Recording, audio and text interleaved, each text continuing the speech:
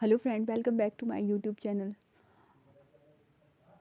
आज शुरू कर रहे हैं हम चैप्टर 9 सजीव विशेषताएं एवं आवास। तो चलो शुरू करते हैं।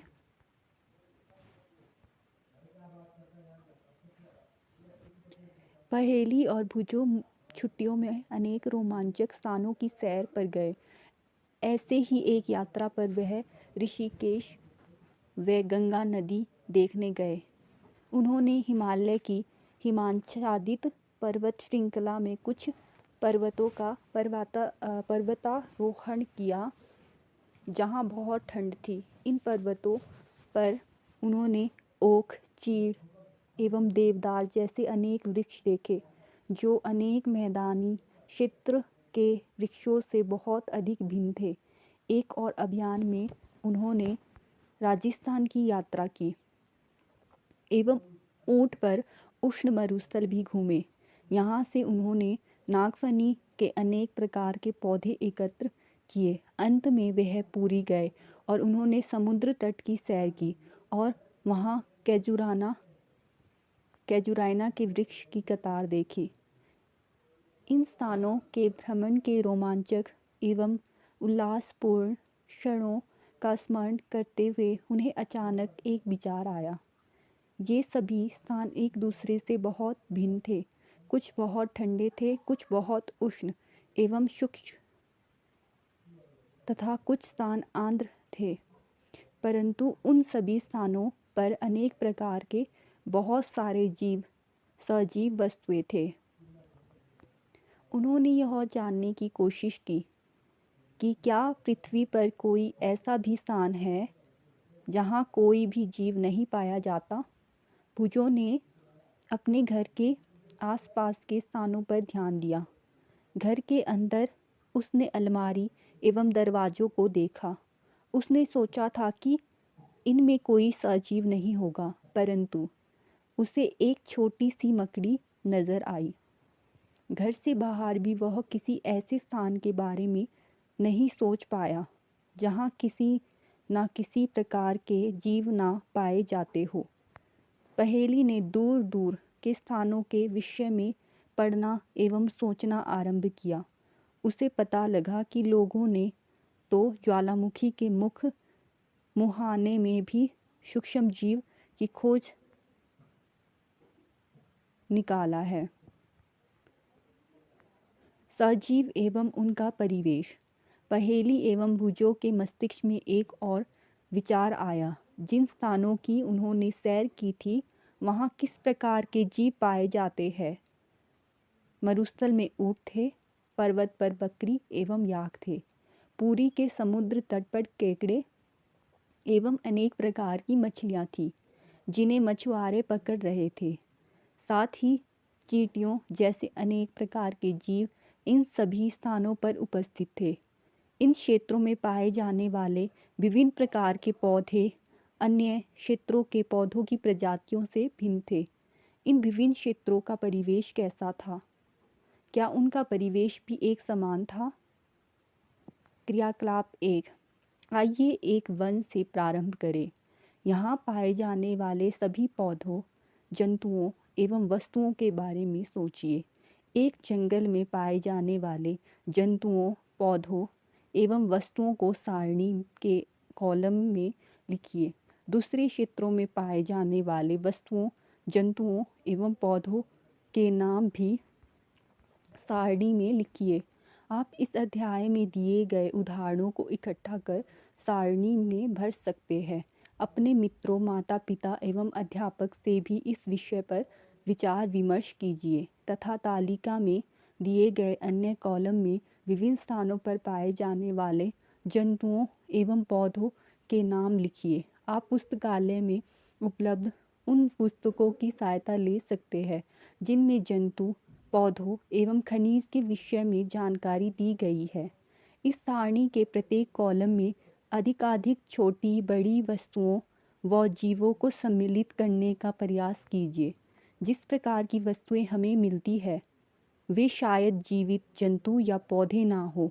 संभवतः ये पौधे के भाग जैसे सूखी पत्तियां, जंतु के अवशेष, जैसे हड्डियाँ हो। हमें विभिन्न प्रकार की मिट्टी तथा रोड़े भी मिल सकते हैं। अध्याय 5 में हम इसकी चर्चा कर चुके हैं कि समुद्री जल में लवण घुले हुए हैं। इस प्रकार की कुछ अन्य वस्तुएं भी हो सकती है। जैसे जैसे हम अध्याय को पूरा करेंगे, सारणी में कुछ और उदाहरण सम्मिलित करते जाएंगे। जब हम अन्य रोचक स्थानों की यात्रा करेंगे, तब सारणी के बारे में और चर्चा करेंगे। आवास और अनुकूलन। क्रियाकलाप 1 में आपके द्वारा सूचीबद्ध किए गए पौधों एवं जंतुओं में आपको क्या मिला? क्या आपको अनेक प्रकार के सजीव मिले? तालिका के मरुस्थल वाले कॉलम और समुद्र वाले कॉलम को ध्यान से देखिए। क्या आपको प्रतीत होता है कि इन दोनों कॉलम के जीव बहुत अलग प्रकार के हैं? इन दोनों क्षेत्रों में किस प्रकार का परिवेश है? समुद्र में जंतु तथा पौधे लवणीय जल खारे पानी में रहते हैं तथा श्वसन के लिए जल में विलय वायु ऑक्सीजन का उपयोग करते हैं। मरुस्थल में जल बहुत कम मात्रा में उपलब्ध होता है। मरुस्थल दिन में बहुत गर्म एवं रात में ठंडा होता है। मरुस्थल में पाए जाने वाले पौधे एवं जंतु भूमि पर रहते हैं एवं श्वसन के लिए आसपास की वायु का उपयोग करते हैं। समुद्र तथा मरुस्थल भिन्न प्रकार के परिवेश है और हम इन दोनों क्षेत्रों में बिल्कुल भिन्न प्रकार के पौधे और जंतु देखते हैं। क्या ऐसा नहीं है? आइए दो भिन्न प्रकार के परिवेश मरुस्थल तथा समुद्र से दो जंतुओं ऊँट तथा मछली का प्रेक्षण करते हैं। ऊँट की शारीरिक संरचना उसे मरुस्थलीय परिस्थितियाँ में रहने योग्य बनाती है। ऊँट के पैर लंबे होते हैं जिससे उनका शरीर रेत की गर्मी से दूर रहता है। उनमें मूत्रोत्सर्जन की मात्रा बहुत कम होती है तथा मल शुष्क होता है। उन्हें पसीना स्वेद भी नहीं आता है क्योंकि शरीर से जल का ह्रास बहुत कम होता है। इसीलिए जल के बिना भी वे अनेक दिनों तक रह सकते हैं। आइए विभिन्न प्रकार की मछलियों को देखें। इनमें से कुछ को चित्र में दर्शाया गया है, परंतु इतने अधिक किस्म की मछलियों में क्या आपको इनकी आकृति में कुछ समानताएं दिखाई देती है? इन सभी का शरीर धारा रेखीय होता है, जिसकी चर्चा हम अध्याय 8 में कर चुके हैं। उनकी यह आकृति उन्हें जल के अंदर विचरण करने में सहायता करती है। मछलियों का शरीर चिकने शल्कों से ढका होता है। ये शल्क मछली को सुरक्षा तो प्रदान करते ही है, साथ ही उन्हें जल में सुगम गति करने में भी सहायक है। हमने अध्याय 8 में चर्चा की थी कि मछली के पंख एवं पूंछ चपटी होती है, जो उन्हें जल के अंदर दिशा परिवर्तन एवं संतुलन बनाए रखने में सहायता करते हैं। मछली के गिल क्लोम होते हैं जो उसे जल में श्वास लेने में सहायता करते हैं। हम देखते हैं कि मछली की संरचनाएं उसे जल में रहने में सहायक होती है तथा ऊँट की संरचनाएं उसे मरुस्थल में रहने में सहायता करती है। हमने पृथ्वी पर पाए जाने वाले असंख्य प्रकार के जंतुओं में से केवल 2 उदाहरण लिए।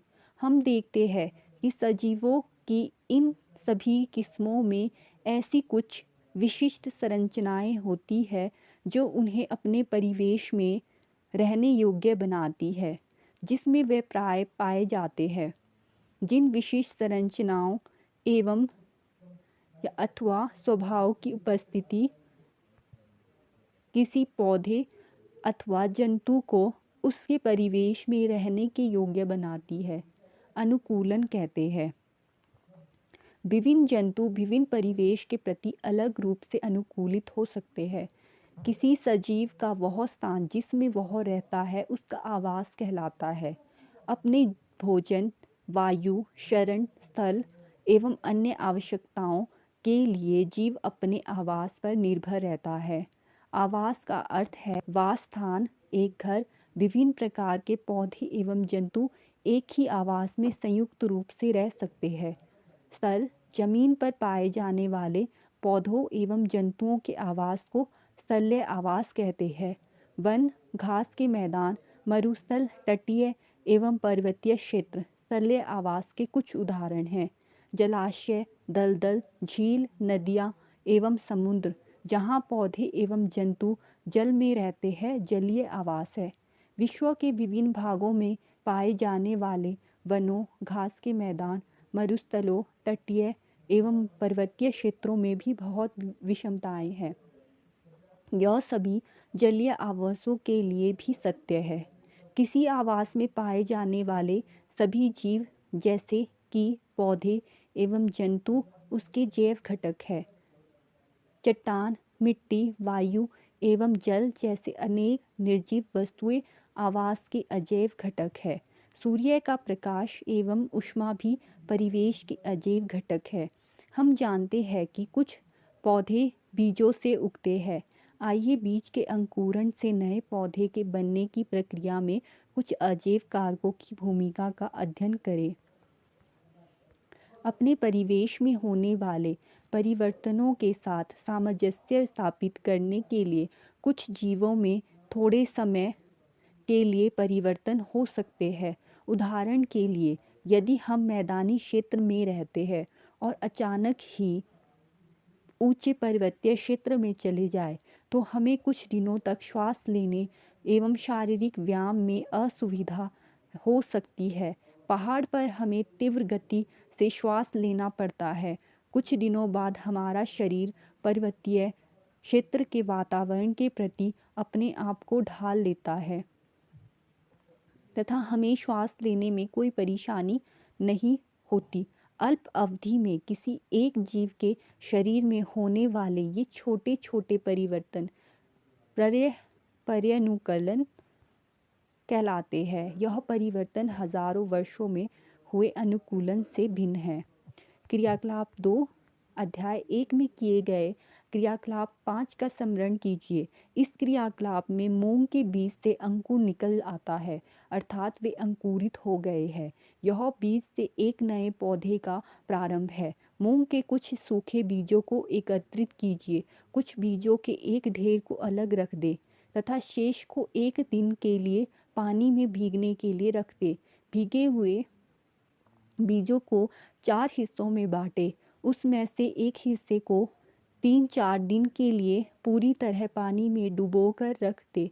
सूखे हुए बीजों को तथा पानी में पूरी तरह डूबे हुए बीजों को बिल्कुल ना हिलाएं। भीगे बीजों में से एक भाग को धूप वाले कमरे में तथा दूसरे भाग को पूरे अंधेरे क्षेत्र में रख दे, जैसे कि अलमारी जिसमें धूप नहीं आती है। अंतिम भाग को बहुत ही ठंडे वातावरण में रखें, जैसे कि रेफ्रिजरेटर, या उनके चारों ओर बर्फ लगा दे। इन तीनों भागों को प्रतिदिन जल में नम रखें तथा अधिक जल को निकाल दे। कुछ दिन बाद आप क्या देखते हैं? सभी पांचों भाग समान रूप से अंकुरित होते हैं? क्या आप प्रकाश से दूर रखे भाग या अत्यधिक ठंडे परिवेश में रखे भाग में अंकुरण की दर में कमी या कोई भी अंकुरण नहीं देखते हैं? क्या आपने पाया कि वायु, जल, प्रकाश तथा ऊष्मा जैसे अजैव घटक सजीवों के लिए अत्यंत आवश्यक है? वास्तव में यह अजैव कारक सभी सजीवों के लिए महत्वपूर्ण है। हम देखते हैं कि सजीव बहुत ठंडे और बहुत उष्ण परिवेश में पाए जाते हैं। क्या ऐसा नहीं है? ये जीव इस विषम परिवेश में जीवित रहने के लिए किस विशिष्ट व्यवस्था को अपनाते हैं? यहाँ अनुकूलन काम आता है। अनुकूलन अल्पकाल में नहीं होता है। हजारों वर्षों की अवधि में किसी क्षेत्र के अजैव घटकों में परिवर्तन आते हैं। वे जंतु जो इन परिवर्तनों के प्रति अपने आप को नहीं ढाल पाते मर जाते हैं। केवल वे जीव ही जीवित रहते हैं जो अपने आप को बदलते परिवेश के अनुसार अनुकूलित कर लेते हैं। जंतु विभिन्न अजैव कारकों के लिए विभिन्न विधियों से अपने आप को अनुकूलित कर लेते हैं। इसका परिणाम भिन्न आवासों में जीवों की विविधता का होना है। आइए कुछ आवासों, इनके अजैव घटकों एवं उसमें रहने वाले विभिन्न जीवों में अनुकूलन का अध्ययन करें। विभिन्न आवासों की यात्रा। कुछ स्थलीय आवास। मरुस्थल। मरुस्थल के अजैव घटकों एवं ऊंट के अनुकूलन के विषय में हम पहले ही चर्चा कर चुके हैं। मरुस्थल में पाए जाने वाले अन्य जंतुओं एवं पौधों में क्या होता है? क्या उनमें भी इसी प्रकार के अनुकूलन पाए जाते हैं?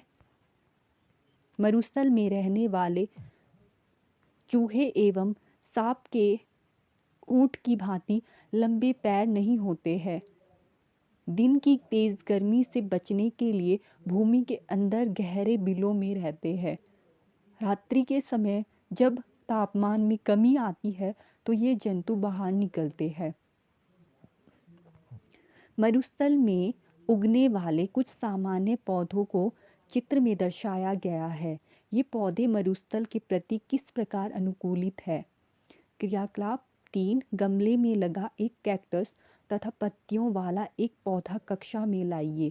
दोनों पौधों के कुछ भाग को पॉलीथीन थैली से ढककर उसी प्रकार बांधिए जिस प्रकार अध्याय 7 के क्रियाकलाप 4 में हमने पौधों में वाष्पोत्सर्जन का अध्ययन करते समय बांधा था। गमले में लगे पौधों को धूप में रख दीजिए और कुछ घंटे बाद इनका प्रेक्षण कीजिए। आप क्या देखते हैं? क्या आप दोनों पॉलीथीन थैलियों में एकत्रित जल की मात्रा में कोई अंतर देखते हैं? मरुस्थलीय पौधे वाष्पोत्सर्जन द्वारा जल की बहुत कम मात्रा निष्कासित करते हैं। मरुस्थलीय पौधों में पत्तियों या तो अनुपस्थिति होती है अथवा बहुत छोटी होती है। कुछ पौधों में पत्तियां कांटों शूल का रूप ले लेती है। इससे पत्तियों से होने वाले वाष्पोत्सर्जन में होने वाले जलहास में कमी आती है। नागफनी में पत्ती जैसी जिस संरचना को आप देखते हैं वह वास्तव में इसका तना है। इन पौधों में प्रकाश संश्लेषण सामान्यतः तने में होता है। तना एक मोटी मोमी परत से ढका होता है जिससे पौधों को जल संरक्षण में सहायता मिलती है। अधिकतर मरुस्थलीय पौधों की जड़ें जल अवशोषण के लिए मिट्टी में बहुत गहराई तक चली जाती है। पर्वतीय क्षेत्र। ये आवास क्षेत्र सामान्यतः बहुत ठंडे होते हैं और इनमें तेज हवा चलती है। कुछ क्षेत्रों में शीतकाल में हिमपात भी होता है। पर्वतीय क्षेत्रों में पौधों एवं जंतुओं की अनेक प्रजातियां पाई जाती है।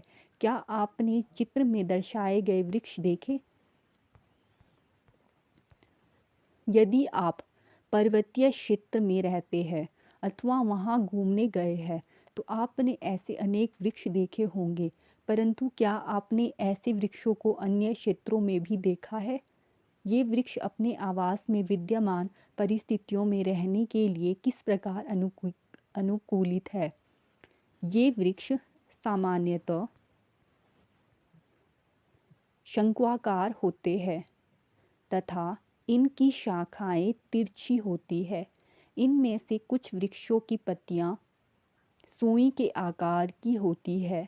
इससे वर्षा का जल एवं हिम सरलता से नीचे की ओर खिसक जाता है। पर्वतों पर इन वृक्षों से अधिक भिन्न आकृति एवं आकार वाले वृक्ष भी मिल सकते हैं। पर्वत पर जीवित रहने के लिए इनमें कुछ अन्य प्रकार का अनुकूलन हो सकता है। पर्वतीय क्षेत्र में पाए जाने वाले जंतु भी वहाँ की परिस्थितियों के प्रति अनुकूलित होते हैं। उनकी मोटी त्वचा या फर ठंड से उनका बचाव करती है। उदाहरणतः शरीर को गर्म रखने के लिए याक का शरीर लंबे बालों से ढका होता है। पहाड़ी तेंदुए के शरीर पर फर होते हैं। वह बर्फ पर चलते समय उसके पैरों को ठंड से बचाता है। पहाड़ी बकरी के मजबूत खुर उसे ढालदार चट्टानों पर दौड़ने के लिए अनुकूलित बनाते हैं। जैसे जैसे हम पर्वतीय क्षेत्रों में ऊपर चढ़ते जाते हैं परिवेश का स्वरूप बदलता जाता है और हमें विभिन्न ऊंचाइयों पर पाए जाने वाले जीवों के अनुकूलन में विविधता दिखाई देती है। घास स्थल। शेर वन में अथवा घास स्थल में रहता है। यह एक ऐसा शक्तिशाली जंतु है जो हिरण जैसे जंतुओं का शिकार कर उन्हें मार कर खा जाता है। यह मटमैले हल्के भूरे रंग का होता है। एक शेर एवं हिरण का चित्र देखिए। इन दोनों जंतुओं की आँख उनके चेहरे पर किस प्रकार स्थित है? क्या वह चेहरे के सामने है अथवा पार्श्व में है? शेर के अगले पैर के नखर लंबे होते हैं जिन्हें वह पाद उंगलियां के अंदर खींचकर छिपा सकता है। क्या शेर की यह संरचनाएं उसके जीवन यापन में सहायता करती है? उसका मटमैला हल्का भूरा रंग शिकार के दौरान उसे घास के सूखे मैदानों में छिपाए रखता है और शिकार को पता भी नहीं चलता। चेहरे के सामने की आंखें उसे वन में दूर तक शिकार खोजने में सहायक होती है। एक दूसरा जंतु हिरण है जो वन या घास स्थल में रहता है। पौधों के कठोर तनों को चबाने के लिए इसके मजबूत दांत होते हैं।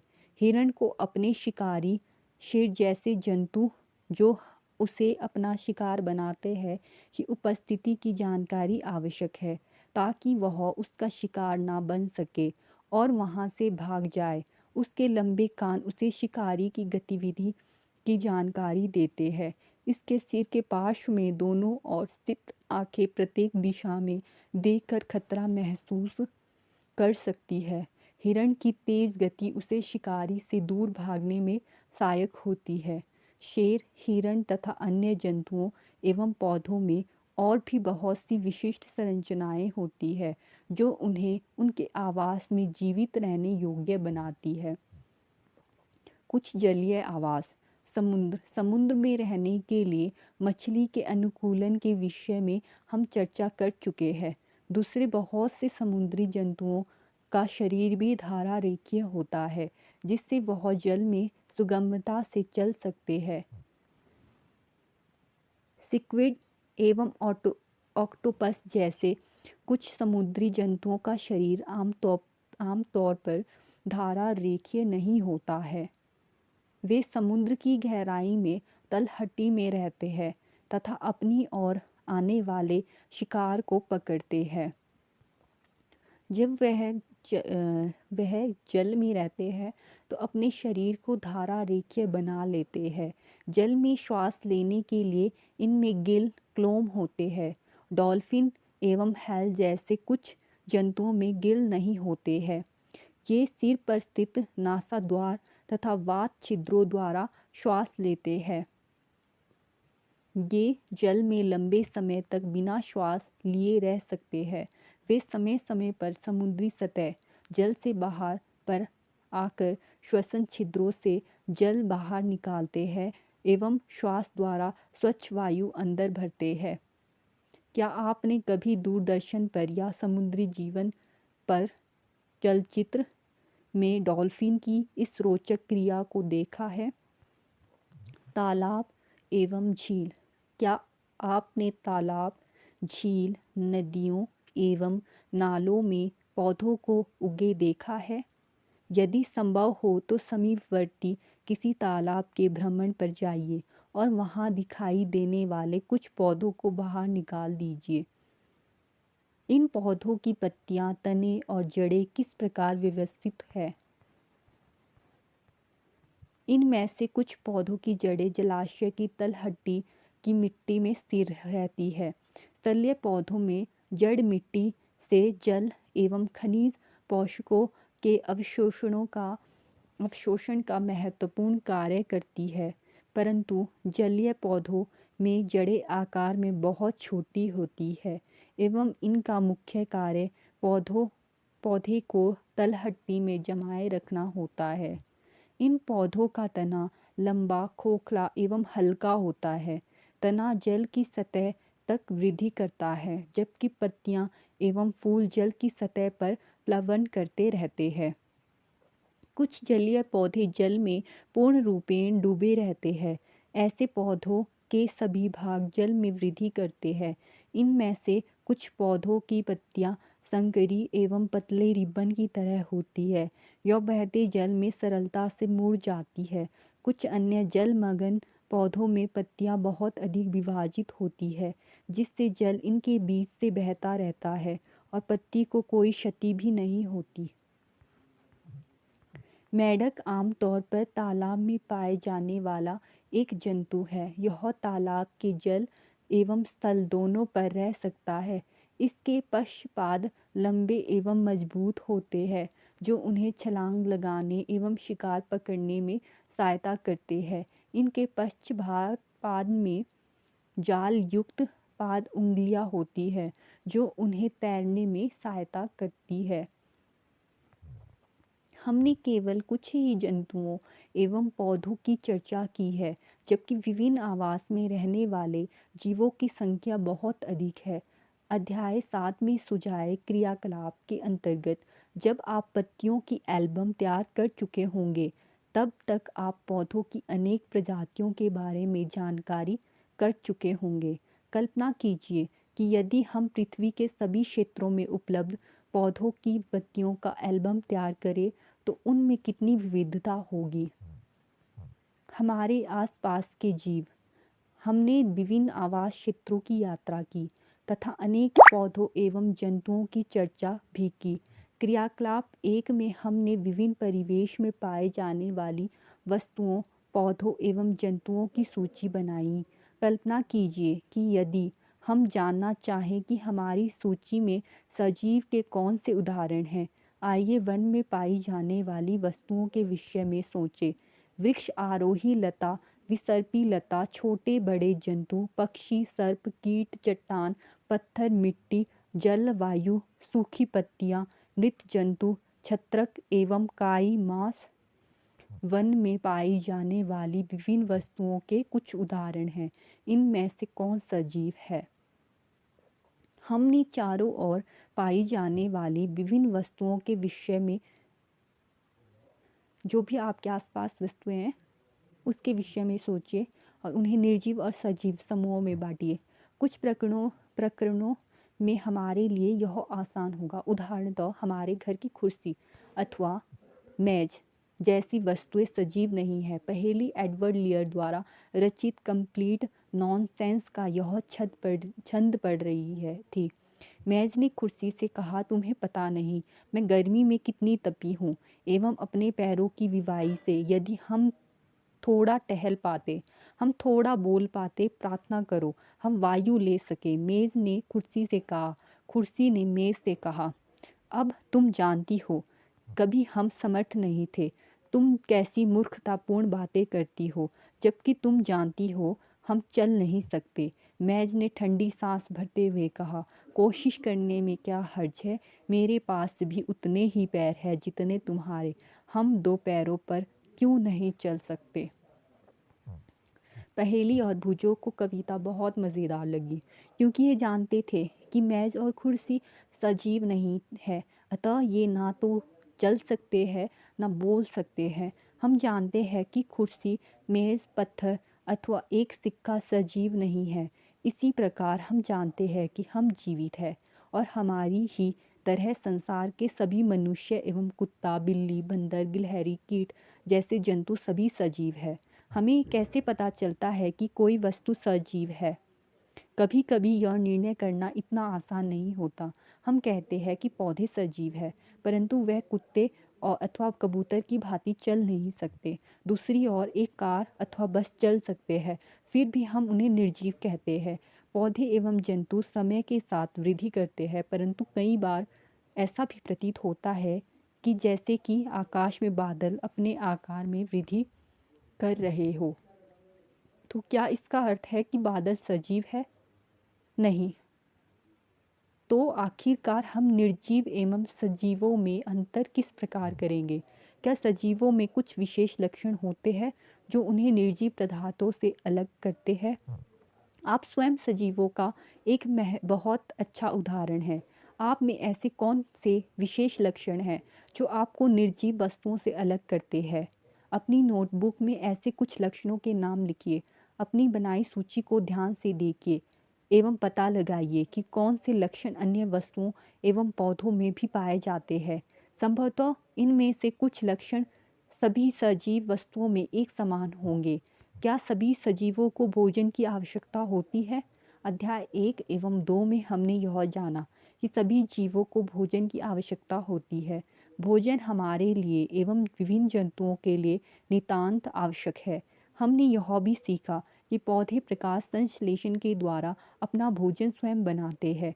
जंतु भोजन के लिए पौधों एवं अन्य जंतुओं पर निर्भर रहते हैं। भोजन सजीवों को उनकी वृद्धि के लिए आवश्यक ऊर्जा प्रदान करता है। सजीवों को उनके अंदर होने वाले अन्य जैव प्रक्रमों के लिए भी ऊर्जा की आवश्यकता है। क्या सभी जीवों में वृद्धि परिलक्षित होती है? क्या 4 वर्ष पुराना कुर्ता आपको अभी भी ठीक आता है? इसे आप अब और नहीं पहन सकते। क्या ऐसा नहीं है? इन वर्षों में आप लंबे हो गए हैं, आपको इसका आभास नहीं हो रहा है, लेकिन आप में हर समय वृद्धि हो रही है और कुछ वर्ष बाद आप वयस्क हो जाएंगे। जंतुओं के बच्चे भी वृद्धि कर वयस्क हो जाते हैं। आपने अवश्य देखा होगा, कुत्ते के पिल्ले वयस्क हो जाते हैं। एक अंडे से स्फुटित होकर चूजा मुर्गी का बच्चा वृद्धि करके मुर्गी अथवा मुर्गा में परिवर्तित हो जाता है। पौधे भी वृद्धि करते हैं। अपने चारों ओर पाए जाने वाले विभिन्न प्रकार के पौधों का अवलोकन कीजिए। इनमें से कुछ वस्तु छोटे तथा नवजात है तो कुछ विकसित है। ये सभी वृद्धि की विभिन्न स्थितियों में हो सकते हैं। कुछ दिनों और कुछ सप्ताह बाद पौधों को देखिए, आप देखेंगे कि उनकी लंबाई में वृद्धि हुई है। वृद्धि सभी सजीवों में होती है। क्या आप सोचते हैं कि निर्जीव वस्तु वृद्धि प्रदर्शित नहीं कर सकते? क्या सभी सजीव श्वसन करते हैं? क्या हम श्वसन के बिना जीवित रह सकते हैं? जब हम श्वास लेते हैं तो बाहर की वायु शरीर के अंदर जाती है। जब हम श्वास छोड़ते हैं तो शरीर के अंदर की वायु बाहर निकल जाती है। श्वास लेना श्वसन क्रिया का एक हिस्सा है। श्वसन में अंदर ली गई वायु की ऑक्सीजन की कुछ मात्रा का उपयोग होता है। इस क्रिया में बनी कार्बन डाइऑक्साइड को हम श्वास द्वारा बाहर निष्कासित कर देते हैं। गाय, भैंस, कुत्ता तथा बिल्ली जैसे कुछ जंतुओं में श्वसन क्रिया मनुष्य की तरह ही होती है। इनमें से किसी भी जंतु का विश्राम की अवस्था में प्रेक्षण कीजिए तथा उसके अंदर की गति पर ध्यान दीजिए। यह मंद गति उनकी श्वास लेने की क्रिया को दर्शाती है। श्वसन सभी सजीवों के लिए आवश्यक है। ग्रहण किए गए भोजन से श्वसन के द्वारा ही हमारे शरीर को ऊर्जा मिलती है। कुछ जंतुओं में गैस आदान प्रदान का तरीका भिन्न हो सकता है, जो श्वसन का एक हिस्सा होता है। उदाहरण के लिए केंचुआ त्वचा द्वारा सांस लेता है। हमने पढ़ा कि मछली गिल द्वारा सांस लेती है, जिनकी सहायता से वह जल में विलय वायु से ऑक्सीजन अवशोषित कर लेती है।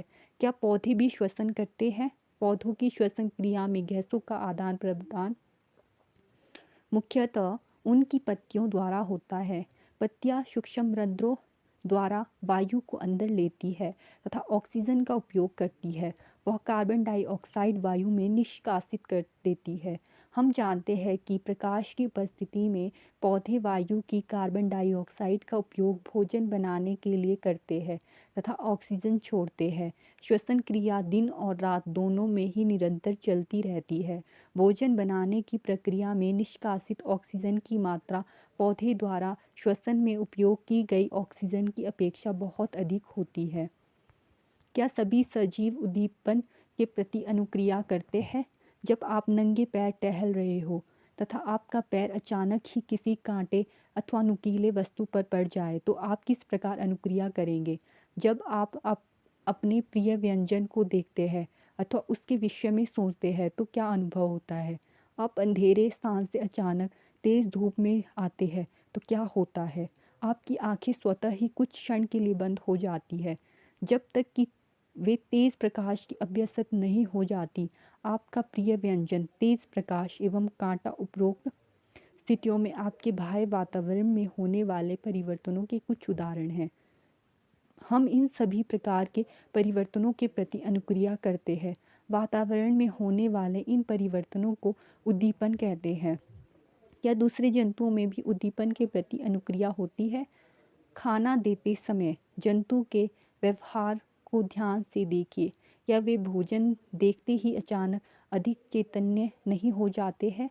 जब आप एक चिड़िया की ओर कदम बढ़ाते हैं तो वह क्या करती है? जब जंगली जानवर पर तीव्र प्रकाश डालते हैं तो वे भाग खड़े होते हैं। इसी प्रकार यदि रात्रि में आप रसोई घर में बल्ब प्रदीप्त कर देते हैं तो कॉकरोच अचानक अपने छिपने के स्थान में भाग जाते हैं। क्या आप जंतुओं में उद्दीपन के प्रति अनुक्रिया के कुछ और उदाहरण दे सकते हैं? क्या पौधे भी उद्दीपन के प्रति अनुक्रिया दर्शाते हैं? कुछ पौधों के पुष्प केवल रात्रि के समय ही खिलते हैं। कुछ पौधों के पुष्प सूर्यास्त के बाद बंद हो जाते हैं। छुई मुई गुल मेहंदी के पौधे की पत्तियां छूने पर अचानक मुरझा सिकुड़ जाती है। यह पौधों में उद्दीपन के प्रति अनुक्रिया के कुछ उदाहरण हैं। क्रियाकलाप 4। एक कमरे की खिड़की जिससे दिन के समय धूप सूर्य का प्रकाश आती हो के पास एक पौधे का गमला रखिए। कुछ दिनों तक पौधे को नियमित जल देते रहे। क्या यह पौधा खुले स्थान पर रखे पौधों की तरह सीधा ऊपर की ओर वृद्धि करता है? यदि यह सीधा वृद्धि नहीं करता तो ज्ञात कीजिए यह किस ओर मुड़ता है। आपके विचार में क्या यह किसी उद्दीपन के प्रति अनुक्रिया है? सभी सजीव वस्तुएं अपने परिवेश में होने वाले परिवर्तनों के प्रति अनुक्रिया दर्शाती है। सजीवों में उत्सर्जन। सभी सजीव भोजन करते हैं। जीव इस ग्रहण किए हुए भोजन की संपूर्ण मात्रा का उपयोग नहीं करता है। आहार का केवल कुछ ही भाग जीव के शरीर द्वारा उपयोग में आता है। भोजन के बचे हुए शेष भाग का क्या होता है? वे इसे अपशिष्ट के रूप में शरीर से बाहर निकाल देते हैं। विभिन्न जैव प्रक्रमों के फलस्वरूप हमारे शरीर में कुछ अपशिष्ट पदार्थ उत्पन्न होते हैं। सजीवों द्वारा इन अपशिष्ट पदार्थों के निष्कासन के प्रक्रम को उत्सर्जन कहते हैं। क्या पौधों में भी उत्सर्जन होता है? हाँ, पौधों में भी उत्सर्जन करते हैं।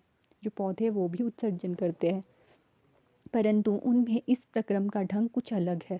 कुछ पौधों में यह अपशिष्ट पदार्थ पौधे के कुछ विशेष भागों में संग्रहित किए जाते हैं जिससे पौधे को कोई हानि नहीं पहुंचती है। कुछ पौधों में अपशिष्ट पदार्थों का निष्कासन स्राव के रूप में होता है। उत्सर्जन सजीवों का एक दूसरा सामान्य लक्षण है। क्या सभी सजीव प्रजनन करते हैं? क्या आपने कभी कबूतर अथवा किसी पक्षी के नीड़ घोंसले देखे हैं? वे नीड़ में अंडे देते हैं। कुछ अंडे प्रस्फुटित होते हैं तथा उनसे छोटे छोटे बच्चे बाहर निकल आते हैं। जंतु प्रजनन द्वारा अपने समान संतान उत्पन्न करते हैं। भिन्न जंतुओं में प्रजनन का ढंग अलग अलग होता है। कुछ जंतु अंडे देते हैं जिनसे शिशु निकलते हैं। कुछ जंतु शिशु को जन्म देते हैं। पौधे भी प्रजनन करते हैं। जंतुओं की तरह पौधों में भी प्रजनन के तरीके भिन्न भिन्न हैं। बहुत से पौधे बीजों द्वारा प्रजनन करते हैं। पौधे बीज उत्पादित करते हैं। हम उन्हें अंकुरित करके नए पौधे उगा सकते हैं। कुछ पौधे बीज के अतिरिक्त अपने कायिक भागों द्वारा भी नए पौधे उत्पन्न करते हैं। उदाहरणतः आलू के कलिका वाले भाग से नया पौधा बनता है। पौधे कलम द्वारा भी उगाए जाते हैं। क्या आप स्वयं इस विधि द्वारा पौधा उगाना चाहेंगे? क्रियाकलाप 5। गुलाब अथवा मेहंदी की धड़ कलम लीजिए, इसे मिट्टी में लगाइए, इसे नियमित रूप से जल दीजिए। आप कुछ दिनों के बाद क्या देखते हैं? कलम से पौधा बनाना सरल कार्य नहीं है। यदि आपकी कलम में वृद्धि नहीं हुई है तो निराश ना हो। यदि संभव हो तो एक माली से बात करके कलम से पौधे बनने के अंतराल में की जाने वाली देखभाल की जानकारी प्राप्त कीजिए। सजीव प्रजनन प्रक्रिया द्वारा अपने समान अनेक संतान उत्पन्न करते हैं। विभिन्न जीवों में प्रजनन की विधियाँ भी भिन्न प्रकार की होती है। क्या सभी सजीव गति करते हैं? अध्याय 8 में हमने जंतुओं में गति के विभिन्न तरीकों की चर्चा की थी। वे एक स्थान से दूसरे स्थान तक जाते हैं तथा उनके शरीर में अन्य प्रकार की गति भी दिखाई देती है। पौधों के विषय में क्या विचार है? क्या वे सभी क्या वे भी गति करते हैं? पौधे सामान्यतः भूमि में जकड़े रहते हैं, अतः वे एक स्थान से दूसरे स्थान तक नहीं जा सकते हैं, परंतु विभिन्न पदार्थ जैसे कि जल, खनिज एवं संश्लेषित खाद्य पदार्थ पौधे के एक भाग से दूसरे में संवहित होते हैं। क्या आपने पौधों में अन्य प्रकार की गति भी देखी है? पुष्पों का खिलना एवं बंद होना। क्या आप याद कर सकते हैं कि कुछ पौधे विभिन्न उद्दीपनों के प्रति किस प्रकार अनुक्रिया करते हैं? हम कुछ निर्जीव वस्तुओं को भी गति करते देखते हैं। बस, कार, कागज़ का छोटा टुकड़ा, बादल तथा अन्य कुछ वस्तुएं उसके उदाहरण हैं। क्या इनकी गति सजीवों की गति से किसी प्रकार भिन्न है? प्रकृति में विविध प्रकार के जीव हैं, लेकिन उन सभी में कुछ लक्षण एक समान होते हैं, जिसकी हम पहले चर्चा कर चुके हैं। मृत्यु सजीवों के लिए एक सामान्य लक्षण है। चूँकि जीव की मृत्यु होती है, इसीलिए जीवों की प्रजातियाँ हजारों वर्षों तक तभी अस्तित्व में रह सकती है जबकि वह प्रजनन कर अपने समान संतान उत्पन्न करते हैं। एक अकेला जीव प्रजनन किए बिना भी मर सकता है, परंतु सजीव की प्रजाति तभी अस्तित्व में रहती है जब उसके सदस्यों में प्रजनन होता है। हमने देखा कि सभी सजीव वस्तुओं में कुछ विशिष्ट लक्षण समान रूप से दिखाई देते हैं। उन सभी को भोजन की आवश्यकता होती है। उनमें श्वसन, उत्सर्जन, उद्दीपन के प्रति अनुक्रिया, प्रजनन, गति एवं वृद्धि होती है तथा मृत्यु होती है। क्या हम ऐसी कुछ निर्जीव वस्तुओं को जानते हैं जिनमें इन लक्षणों में से कुछ लक्षण दिखाई देते हैं? कार, साइकिल, घड़ी एवं नदी का जल गति करते हैं। आकाश में चंद्रमा गति करता है। हमारे देखते देखते एक बादल के आकार में वृद्धि हो जाती है। क्या इन वस्तुओं को सजीव कहा जा सकता है? हमें स्वयं से प्रश्न करना होगा कि क्या इनमें सजीवों के अन्य सभी लक्षण भी पाए जाते हैं? सामान्यतः सजीवों में वे सभी लक्षण पाए जाते हैं जिनकी हमने चर्चा की है, परंतु निर्जीव वस्तुओं में वे सभी लक्षण एक साथ दिखाई नहीं देते। क्या यह हमेशा सत्य है? क्या हमें सभी सजीवों में वे सभी लक्षण जिनकी हमने चर्चा की है हमेशा निश्चित रूप से दिखाई देते हैं? क्या हमें निर्जीवों में भी वे सभी लक्षण कभी भी एक साथ दिखाई नहीं देते? उनमें से मात्र कुछ लक्षण ही दिखाई देते हैं। इस विषय को और अच्छी प्रकार से समझने के लिए आइए किसी बीज के विषय में विचार करें। कुछ विशिष्ट उदाहरण देखें। उदाहरणतः मूंग के बीज के बारे में क्या होता है? क्या यह जीवित है? यह एक दुकान अथवा भंडार में महीनों रखा रहता है तथा इनमें कोई वृद्धि नहीं होती है अथवा जीवन के कुछ अन्य लक्षण भी दिखाई नहीं देते हैं, परंतु जब हम इन्हीं बीजों को मिट्टी में बोकर जल से सींचते हैं तो यह पौधा बन जाता है। क्या महीनों तक दुकान में रखे बीज को भोजन की आवश्यकता थी अथवा इसमें उत्सर्जन, वृद्धि अथवा प्रजनन हुआ था? हमने देखा कि कुछ ऐसे भी उदाहरण हैं जब हम सरलता से नहीं कह सकते कि उनमें सजीवों के सभी लक्षण दिखाई दे रहे हैं जिससे इन्हें जीवित कहा जा सके। फिर जीवन क्या है? गेहूं की बोरी में अपना हाथ डालिए। क्या आपको कुछ गर्मी का अनुभव होता है? गेहूं की बोरी में कुछ गर्मी उत्पन्न होती है। यह गर्मी बीजों के श्वसन के कारण उत्पन्न होती है। हमने देखा कि बीजों में श्वसन की क्रिया उस समय भी चलती रहती है जबकि अन्य जैव प्रक्रम उतने सक्रिय नहीं होते हैं। संभवतः हमारे प्रश्न आखिर जीवन क्या है का उत्तर देना इतना सरल नहीं हो सकता, परंतु अपने चारों ओर पाए जाने वाले जीवों की विविधता को देखकर अचानक ही मुंह से निकल जाता है कि जीवन सुंदर है। अब सारांश पढ़ लेते हैं।